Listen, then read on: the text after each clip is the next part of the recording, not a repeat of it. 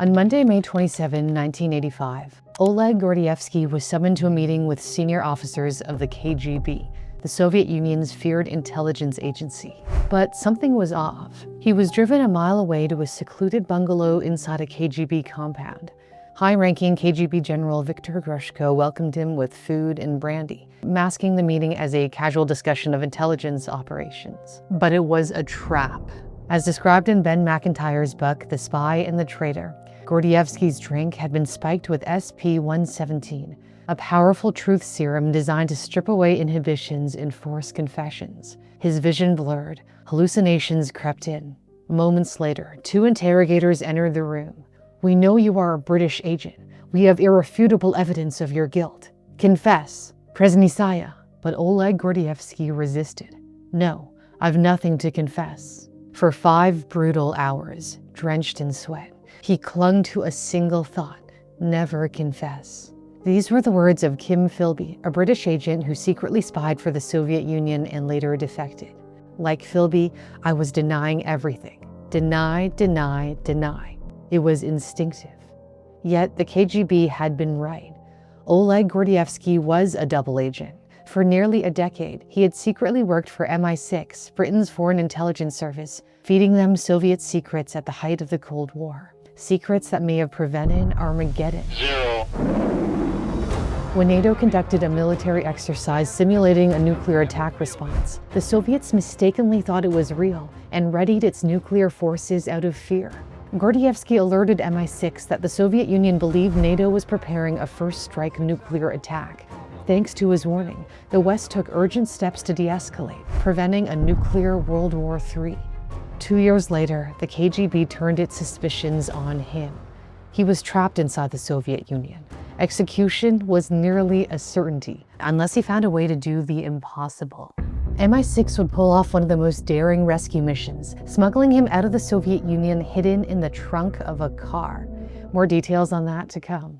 It's ironic that Gordievsky became a British mole. The KGB was in his blood. His father, Anton, was a proud KGB officer who wore his uniform every day, even on weekends. He attended the Harvard of the Soviet Union, the Moscow State Institute of International Relations, the training ground for spies, before he officially joined the agency in the early 1960s. But 3 events would rattle his belief in the Soviet system he so faithfully served. Was witnessing the construction of the Berlin Wall in 1961. Though Berlin sat entirely inside East Germany, its western half remained under Western control.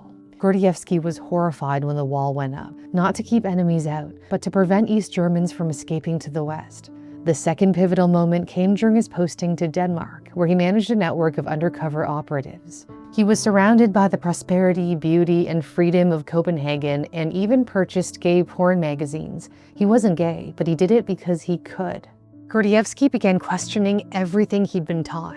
He told author Ben McIntyre, "I blossomed as a human being. I could only look back on the vast, sterile concentration camp of the Soviet Union as a form of hell." The only thing that didn't blossom was his marriage. His relationship with Yelena, who was studying to be a German teacher, was cold and distant. It was a marriage of convenience. KGB officers weren't sent abroad unmarried to help ensure they wouldn't be compromised, and Gordievsky was eager to be posted. The third and most eye-opening event came in August 1968, when 2,000 Soviet tanks rolled into Prague to crush Czechoslovakia's democratic uprising. Gordievsky told author Ben McIntyre, "This brutal attack on innocent people made me hate the communist system with a burning, passionate hatred." By the time the KGB recalled him to Moscow in 1970, correctly suspecting that Danish intelligence had identified him as a spy, he was miserable. He hated being in the drab Soviet capital, which, as McIntyre described, stank of boiled cabbage and blocked drains. After 2 years of bureaucratic work in Moscow, Gordievsky got a lucky break. Denmark had expelled several suspected Soviet spies, and the KGB desperately needed someone fluent in Danish. They sent Gordievsky back to Copenhagen in 1972. Danish intelligence had been monitoring his return and alerted MI6, who suspected he might be disillusioned with the Soviet regime. They sent an old university friend and Soviet spy who defected to the West, Standa Kaplan, to knock unexpectedly on Gordievsky's door. The two met for lunch and reminisced. Gordievsky sensed his friend was trying to gauge whether he could be turned, and later recalled, "I needed to be extremely careful. I was walking on the edge of an abyss." Sensing he could be turned, MI6's Copenhagen station chief, Richard Bromhead, staked out Gordievsky's badminton club before introducing himself, and they went for lunch. Months later, they met again. This time, Gordievsky left no doubt of his intentions when he said, "No one is aware that I am meeting you." Oleg Gordievsky had turned. Unlike most defectors, he wasn't motivated by money and initially refused to accept payment. As Baroness Margaret Ramsey, a former MI6 case officer, told The Telegraph, he just saw that the Soviet system was a lie.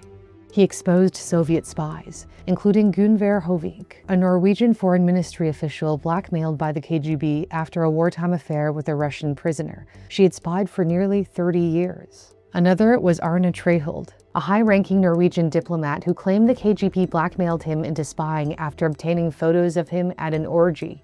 While living this dangerous double life, Gordievsky began an affair with a young, kind-hearted typist named Leila Alieva, who worked at the World Health Organization's Copenhagen office.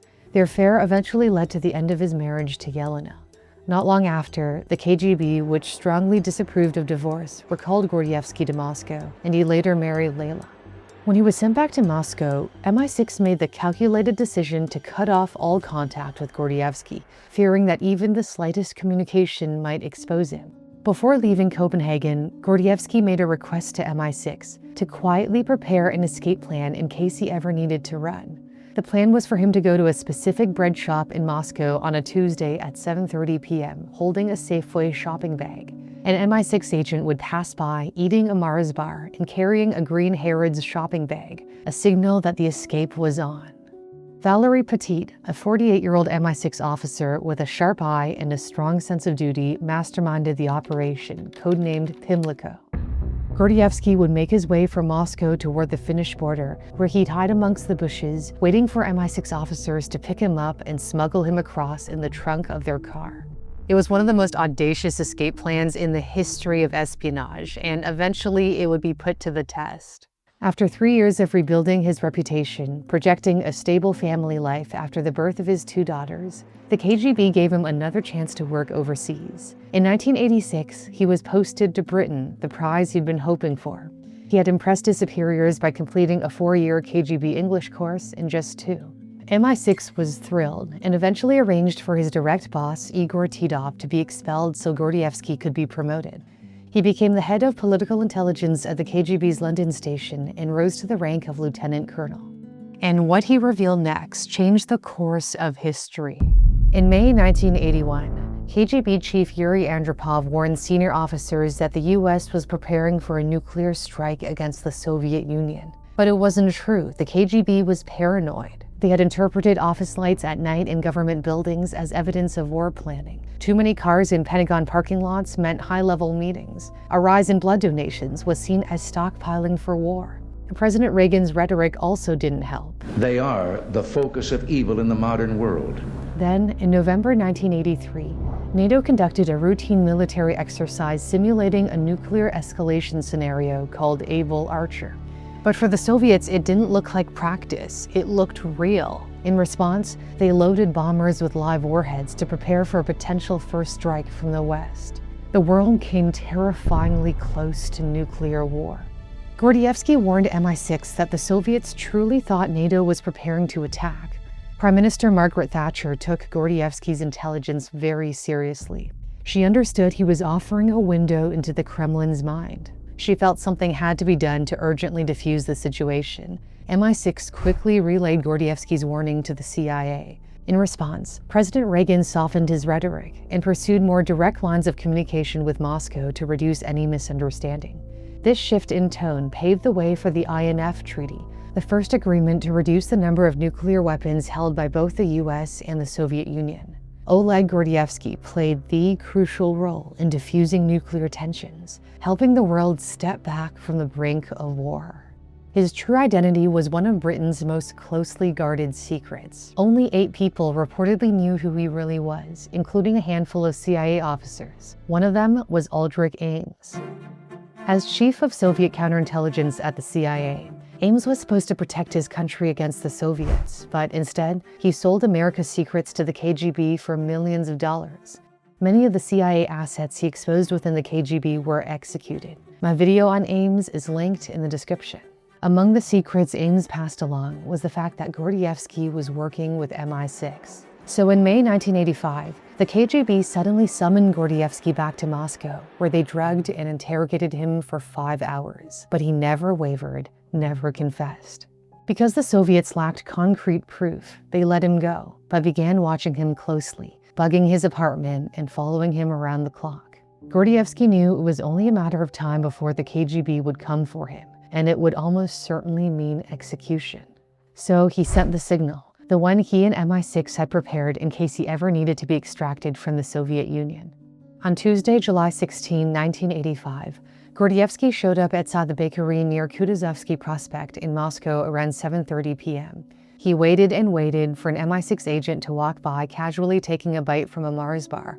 But that day's lookout, MI6 agent Arthur G. was late. He scrambled to the scene about 15 minutes behind schedule. Fortunately, Gordievsky was still there. As G walked past the bakery carrying a green Harrods shopping bag, he deliberately took multiple bites out of his chocolate bar, a signal that he had seen Gordievsky.